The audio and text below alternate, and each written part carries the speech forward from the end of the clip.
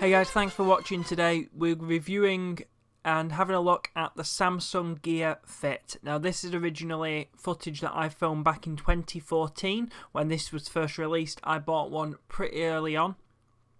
Today we're going to be talking about whether this watch was good value for money back then. Is it a purchase that I'm happy I made?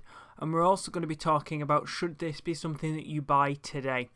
So here we are. So we've got the really nice wood effect Samsung packaging, and this is what you get in the pack. You get a charger plug, you get the charging adapter that you need to plug. You plug the plug into the adapter and then click it onto the watch, and you get the watch itself.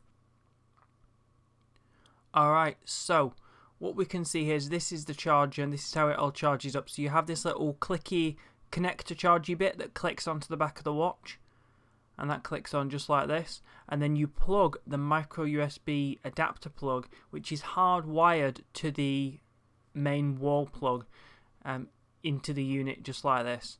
So I actually still have this charger. It's still knocking around, I think, in my wires cabinet. These hardwired chargers, they always really annoyed me because you couldn't disconnect the USB cable and have a separate USB cable and a separate charging brick. Of course, with this smartwatch there's no connectivity to the computer, so it kind of makes sense. So we've turned the device on and here we are. This is what the screen looks like. I was actually really impressed with this back in 2014. This looks like the coolest thing, because remember back then we didn't have half as many smartwatches as we do now, and this idea of a curved small screen was still quite novel. Now this watch comes with a heart rate sensor, a pedometer, exercise modes, companion modes, and sleep tracking. So basically all the common things that you use for smartwatches, but the main thing that it does for me that I always find the most interesting is it works as a digital watch. Now I have an awful lot of manual watches, which I have one of those on my right hand, and I will have a little smart band on my left. You don't want a full smartwatch because then you look like a maniac who's wearing two watches, but you can just about get away with having a smart band on there. And I usually like to have the date, I like to have the time. And for me, anything beyond that is just a bonus. If it's got any heart tracking, if it's got calculators you can see on screen there, if it's got notifications, anything like that, that's just a bonus for me. Now, back when I bought this watch, obviously all the apps work correctly, everything connected up really well. Now, and this is the big issue with smartwatches and many of these smaller devices, is that when you, after a few years, when they're dropped, the support for them is dropped by the manufacturer, the apps just stop working, and it's the case with this one, unfortunately. Now, because it's made by Samsung and because it's one of the most purchased smartwatches of the time, they're available now extremely cheap, and there's actually a little support community around for them. So if you have an Android phone, you can download apps which will still connect to this watch, and it will give it some very limited functionality, but it's nowhere near what it had back when it was a fully supported product by Samsung.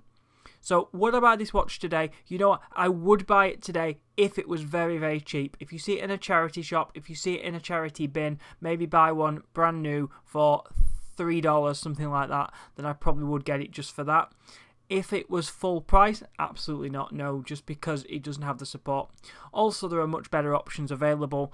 A lot of the watches made by some of the Chinese manufacturers, this firmware that they use is very standardized, and that still has support up to the modern day. So if you're just looking for a simple watch to track your steps and to show you the time and to show you the date, which is pretty much what I just use a smart band for, then those can be a much better option. One thing that does really annoy me about this watch is that many of the titles of apps and titles of programs that are longer, it'll push them onto a second line, and that's a bit of a nuisance. I'd rather it's used as smaller text.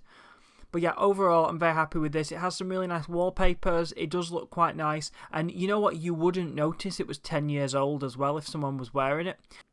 It stands up really well and still looks pretty decent even in 2024.